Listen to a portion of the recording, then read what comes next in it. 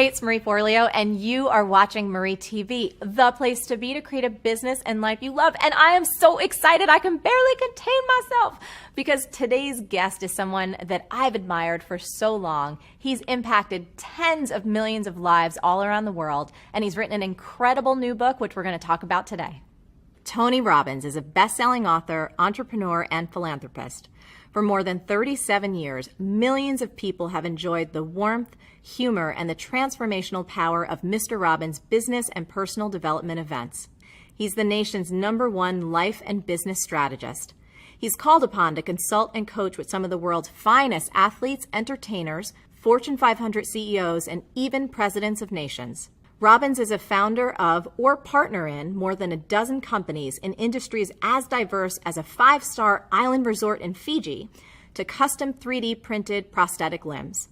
Through the Anthony Robbins Foundation and his matching funds, Tony feeds 4 million people per year in 56 countries. He's also initiated programs in more than 1,500 schools, 700 prisons, and 50,000 service organizations and shelters. He lives in Palm Beach, Florida. Tony, it is so amazing to have you here. Thank you so much for making the time. Thanks for having me. So I think I told you this way back when you interviewed me for the New Money Masters. You know, I just want to thank you from the bottom of my heart. When I was in my early 20s, I went to Unleash the Power Within. Yes. And you made such an impact on me, and it's influenced everything I've done personally and everything in my business. And I just want you to hear like who you are, what you do, how you serve. It makes such a huge difference, and it means the world to me to have you here today. Oh, that is so sweet of you. So thank you for that. Let's get started, because one of the things I admire so much about you is your energy and your passion and your stamina. I mean, you've been doing this for over 3 decades, and I know everybody watching Actually getting closer to 4 which is awesome. It's so incredible. Yeah. And one of the things that I so admire is I feel like you keep getting better. You keep doing more. You keep serving on a higher level. And from a personal, just stamina standpoint, tell us a little bit about what you do every day. What are your habits? How do you keep yourself at this high level of service? Well, I think there's the physical side of it, which, I do the equivalent of an ultra marathon every weekend. I do 52 hours. On the last day, I did 26.5 miles. The previous day, 22 miles. So just the physical side, you have to be in incredible shape. And I'm in better shape physically today, both my endurance, my muscular strength, and so forth, than when I was 25, which is wonderful.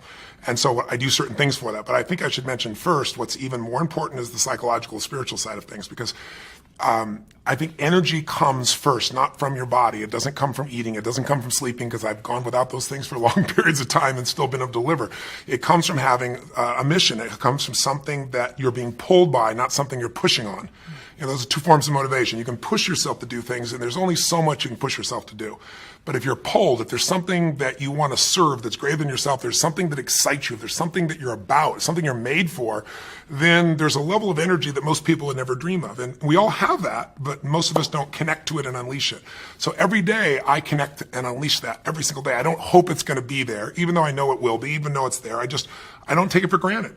And so I start out with my day by a process I do called priming. And what priming is, it's not a meditation, but it has meditative qualities. And what I do is I sit down. The first thing I do in the morning, I go and I jump in a hot tub or a hot water type of experience, and then I go to freezing water. All my homes, I'm fortunate enough to have multiple homes, that I go, one of them I have a river I get to jump in. You've been there. Yeah. There are other places I have these cold plunges. And I do that to train my nervous system to go from 0 to 60 like that. Every muscle, every nerve in your body, every organ gets, when you hit 57-degree water, it hits. And so it's just my mental discipline.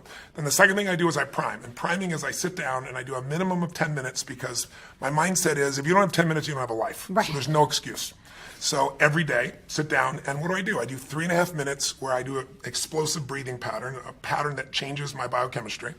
And after I've done that, 30 of these intense breaths 3 times, I close my eyes and I'm kind of in an altered state, and I focus first for 3.5 minutes on just everything in my life, at least 3 things that I'm really, truly grateful for. And I don't do that in a hokey way. I don't do it in a mental way. I step into my body and feel it, and I make sure at least one of those things is something really simple. The wind against my skin, the look on my son's eyes or daughter's eyes, something that is just very fundamental, but I cultivate that feeling of gratitude, of appreciation for those feelings. And I do it for 3.5 minutes. Then I do 3.5 minutes where I do this process of focusing on healing, strengthening, and serving. And I start in a circle, starting with myself, and then I go through all the people in my life and associates, and I just send love to them. Again, it may sound corny, but to me, it's a part of what I'm here for, and it's a part of cultivating that energy, that healing and strength energy, and strengthening my passion, my appreciation, my insights, my capacity, my endurance. And then I do the last 3 minutes are what I call 3 to Thrive, which is what is it that I really want to make happen? And sometimes I do that over what I'm going to do for the next 6 months or month, and sometimes it's today. I shake it up.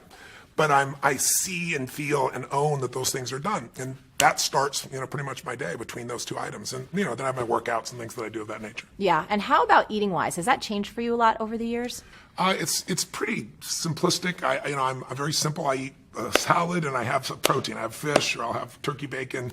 I don't eat red meat or chicken, but those are the things that I have usually in the morning, and my afternoon, evening meals are pretty simple as well. But, before I met my wife, Sage, she's been the greatest gift of my life. When we first met, she's a phlebotomist and a nutritionist and acupuncturist, so I thought this is going to be the easiest thing in the world. And I'll never forget, we went on this date and she had a wheatgrass juice, and I was like, wow, this is going to be so easy, man. This is awesome. And then she ordered a hot fudge sundae, and I was like, what in the hell are you doing? And she goes, eating, you bastard. I should give some term around bastard that I was like too rules driven. And so she had this whole thing, you zig and then you zag. So I do that with her now. I do enjoy other aspects of life, but when I first met her, I noticed she zigged a lot more than she zagged, or the other way around, I don't know which one it was, but it's been a nice balance in my life. So I enjoy food and things of that nature, but I use food mostly as fuel because life gives me so much juice. I'm not looking to get out of food usually. And how about, because I know for me, my mind can go and I have so much excitement and so much passion that at night, sometimes winding down. Do you have a wind down process? My wife would say no. I say yes. She would say no. My wife loves sleep. Yeah. My wife can sleep 8 hours. It's the most beautiful thing in the world. To me, it's like sleep when you die. So that was one of the first things in our relationship that was a bit challenging, because I'd want to get up and just go. I'll never forget, we were in Fiji, and it's like, even there, we're supposed to be on vacation. It's our home. I'd jump up at 6 a.m, and she's like, where the hell are you going? I go, start my day, run up the mountain, do it. She goes, get in bed. I'll show you how to start your day. It's like, okay, now that's a better way to start my day. Totally. But now what I've done is I get in bed with her, because she's a lady. If you get up in the middle of the night, where are you going? China. Where do you think I'm going? It's 3 a.m. I'm going to the bathroom, So I've learned to get my work done in bed beside her, and then she goes to sleep. But I watch silly movies. I watch things to let my brain disappear. Reading does not slow me down, because then I start incorporating and using it. My mind goes crazy. I'm underlining everything. But I'll watch cartoon type movies like Family Guy or something to knock my brain out, quite frankly. Or I'll watch some silly series, I don't know. I'm thinking of now the different ones. What is it? Revenge or something of that nature. Something that my brain can just truly let go, and that's how I do it for the most part. Awesome. So, you've worked with presidents. You worked with people like Serena Williams and, one of the greatest investors in the world, Paul Tudor Jones. When you're called in to work with these incredible folks, how do you start to prepare yourself? Like, what are the questions that you ask to start to go in to serve at that level? Well, they're different for everybody, obviously, but what I try to do, if I was trying to look at it from a universal perspective, I guess what I really want to know before I get there as much as I can is everything I can about the person. And I do that because I really want to know, what do they want? What do they want of their life? What's their mission? What are they after? And what do they fear? What are their concerns? Because I believe life is found in the dance between what you desire most and what you fear most. And if I know those two edges of a person, I know a lot. And then I dig under and try to learn as much as I can from other people about whatever the challenge may be. And then I go prepared to just learn from the person directly. But I want to know as much as I can before I go in there. Then I take all that I think I know, and then I see what's really real when I meet them. And I'm digging in to discover what's the challenge, what do they perceive it is. And usually, if I were to grossly generalize, if you're going to help somebody create a breakthrough, it all comes down to 3 areas. Either they've altered their strategy. We all have strategies, a specific way of succeeding, and sometimes we alter it, whether it be in sports or whether it be in finance or any other area. We forget something, we lose a little edge, we drop something out, and then it becomes a bad habit. Or sometimes it's a change in our beliefs. Like, you may have done something for decades and been really successful, but now, I know one gentleman who's a good friend of mine that, had 52 Academy Award nominations, and he said to me one day, he said, if I make one more freaking movie, I'll kill myself. He's just like, I don't want to make a movie, I don't want an Academy Award, I don't want any of these things, And it's just like he's satiated. And so sometimes when people get satiated, they lose their hunger, they shift their beliefs. And When you change a belief, you change your biochemistry. When you change your belief, you change the way you execute. You change everything. And we all develop as stories. And sometimes stories are empowering, and sometimes the mental stories are disempowering. So I'm listening for those. I'm digging for those. And then I also look at their state. Because you could do the same exact action from a place of being pissed off or from a place of playfulness, and the same action is not going to get you the same result. And so I'm looking for that quality of what's going on in them. And then I look and try to find out what it was like before. So with Paul Tudor Jones, I went back and I watched videos of him when he was at his best. And I saw how he used his body and the way he moved. And I saw him now sitting still and kind of slumped over, and he'd broken his leg and he had talked at a different tempo. So I look at biochemically what's happening, physiologically. I look at psychologically what's going on, and then I look at structurally what they're doing. And then I develop a plan to help them get back to where they were and beyond, to better performance than they had before. Incredible. The other thing that I was fascinated I wanted to ask you so bad, you probably accomplish more than most people do in, I don't even know a time frame. And of course, you get to talk with people who are at the highest level of their game. When it comes to productivity, what do top performers know that a lot of people just don't? What are we missing? Well, I think the best performers are focused on outcomes and not activities. If you try to manage your to-do list in the world we live in today, where most of us have multiple roles, we're trying to be a great business person, a great husband or wife, great father, great community member, or whatever, there's just so many roles, you can never get all your to-dos done. And what helped me in my life was I started at one point saying, I'm not going to let myself fail every day. I'm not going to pick a to-do list, and I'm not going to not write a list so that I don't fail. I need to focus on what matters most. I needed to organize my life into categories where I say, these are the most important outcomes, and then I know why I'm going to do it. If you know what you really want, the target, and you know why, you have the focus and you have the fuel, then how to get there, there's so many ways to get there. And then the most important thing I think that the most productive people do is we leverage what we do. We don't delegate. Delegation is I give it to you, and then when it doesn't work out, I'm pissed at you. Leverage is I empower you. If I'm leveraged, I'm still part of that, and I'm going to make sure you succeed. I'm going to follow up. I'm going to make sure before the deadline I touch base with you. I'm going to make sure you have the resources to succeed. But what I do is empower people. Go, here's the outcome, here's the why. I get you and I aligned with the outcome and the why. You figure out how you want to do it. I'm open. You want brainstorm with me? I'll do it. You'll probably come up with better ideas than I do. And when you empower people to come up with their own how, and they know what and why, you can get the job done 100 times faster, especially if you get a group of people. I'm a big believer that early in my life, I thought I was such a smart person. I'm going to solve all this stuff. Part of it was being responsible, and part of it is ego that we all have inside ourselves if we've succeeded to a certain extent. I said, this is bullshit. You know what? Instead of one person solving 12 problems, I want 12 people to solve one problem. And I developed that practice, and I began to find that people that many people thought weren't going to contribute had insights nobody else had. I really got it from Steve Wynn. Steve Wynn's a dear friend of mine, and he's rebuilt Las Vegas, one of those brilliant men I know, multi-billionaire. And Steve really learns the most from the bellmen, from the people that would never make it into the C-suite. He learns what customers are feeling, what they're experiencing, how to have an impact, what needs to be changed, because these people are on the front lines. So I'm a big believer that you need leverage. And if you're just starting out in business, I know a lot of people that were probably watching your shows are watching you because you're a successful businesswoman who's built your own entrepreneurship. You've done so many great things.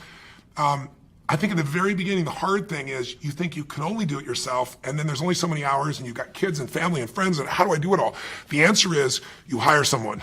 You trade with someone. You trade them for 2 hours. That's what I did in the beginning. Because I'll never forget, I was just really young in my career, very in the early days, and I was running to get to the dry cleaners so I could get my only 2 suits. Because if I didn't get them, then the place closes, then I can't get on the plane, and running to the airport, sweating like crazy. I'm a sweater anyway. It's like sweating like this, trying to get in the door, and it's like, what is wrong with this picture? I could be doing something that's so productive, and I'm standing in line at the dry cleaning place. And it's just nuts. And so I was really young. I was like 17, 18, 19. I don't know what I was. And I said, I'm going to hire somebody. 2 hours a day. That's what I had to start with. And then it was 4 hours. And so my view is I don't do anything that someone else can do better. And I don't do anything that isn't the highest and best use of my time. Now, when I say that, that's gross generalization. There are things I still will do. But for the most part, by finding people and getting clear on outcomes and the why, what I call RPM, you got to know the result, you got to know the purpose, and then you got to have a massive action plan. And the plan can change. But that RPM, the stronger the RPMs, the faster that car is going to move. And I try to do that not just through myself, but through other people. Beautiful. So last thing I want to talk about before we dive into the monster book, which I can't wait to get to, is this idea of slumps. I know a lot of times you're called in when someone's, either hit a plateau or they're having a tough time. So 2 questions. A lot of folks that write in, they'll ask me questions or they'll just comment on the blog and they find themselves in a tough spot. Maybe they've experienced a certain level of success. And like you said with your friend, Peter, it's just like, I don't want this anymore. I don't know what I want next. Any common patterns or things that you can share about slumps and how we can support ourselves to get out of them? Well, most people hit plateaus, and the most important thing when you hit a plateau is not to be pissed off and stressed out about it, because stress won't make it better. It's also not to take it lightly and go, oh my God, this doesn't matter. It's that delicate balance where you say, okay, how do I get from where I am to where I really want to be? And if you don't put the emotional charge on it, it's easier, but that's easier to say and harder to do. The pattern I see in slumps, whether it be an athlete or a financial trader or an actor or any of that nature, is number one thing that causes a slump usually is you get too comfortable. When you start doing something and you're really successful, a lot of people lose their hunger. And if you ask me, what is the single most important element of any human being that separates their level of success from the rest of the world? It's hunger. It isn't intelligence, as valuable as that is. There are people that are incredibly intelligent, can't fight their way out of a paper bag. You show me somebody who's not only hungry but doesn't lose their hunger, they will dominate everything. And you see that in the greatest sports stars, the greatest entertainers, the ones that they're insatiable. And because of that, you like being around them because there's this energy about them, this passion about them, and very few people maintain that. And you lose your hunger, you go into a slump. You get overconfident. Another pattern that happens that gives people a slump is when something changes in their world that they're not prepared for. Like, I've been doing this forever, and oh my God, now my relationship's messed up. Or, I've been working hard and being a lawyer, and now my wife's upset, her husband's upset with me. What do I got to do here? And what it does is it throws people off their rhythm. And so I try to figure out what's happening in their environment and show them how they can win in both categories simultaneously. A third one is when people do something where they get mad at themselves, kind of like a Tiger Woods, and then he's got all the skill in the world, nothing changed in his skill, but for that year and a half or whatever it was, he was beating himself up, and in that state, it's kind of a self-sabotage. And so depending on what form I find, I enter in and make the changes, and there are almost always changes, again, in the psychology of that person, the emotion of that person, because we have these great minds. Everybody's got a great mind, or at least available great mind. But we're emotional creatures. And we forget that because we live in a society that tries to value thought much more than emotion, because emotion is scary for us. Emotion can come really fast. And so some people try to avoid it at all costs. Other people are overwhelmed by it. My view is that emotional intelligence is a wonderful thing, but I much prefer emotional fitness. Intelligence is a capability. Fitness is a state of readiness. And what I do is I train myself to always be ready, and that makes you execute. And I think too many people settle for, I know this, as opposed to I'm doing this. And I try to train myself and others to be in that state of readiness all the time, because that's where life is really fulfilled at the highest level, I think. I think that's the thing that I so admire about you. I've been to so many of your events. I will continue to be a supporter, a fan, a friend. Thank you. I think you're one of the most incredible human beings in the world, and your heart and your soul shows through in everything that you do. Thank you. Thank you so much for being here. Tony, thank you so much. I love you. I think you're great. It's so beautiful to see you again. Thank you. Thank you. Thank you so much for watching, and I'll catch you next time on Marie TV. Can I get a what? Can I get a whoop whoop? You're getting Thank you, sweetheart. I appreciate that. I'm starting to feel better about myself already.